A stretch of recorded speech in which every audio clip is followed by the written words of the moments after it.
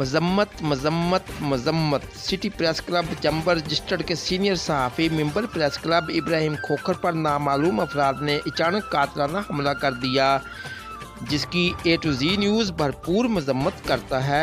हमला के नतीजा में इब्राहिम खोखर को शदीद ज़ख्मी हालत में फूल नगर अस्पताल मुंतकिल कर दिया गया है।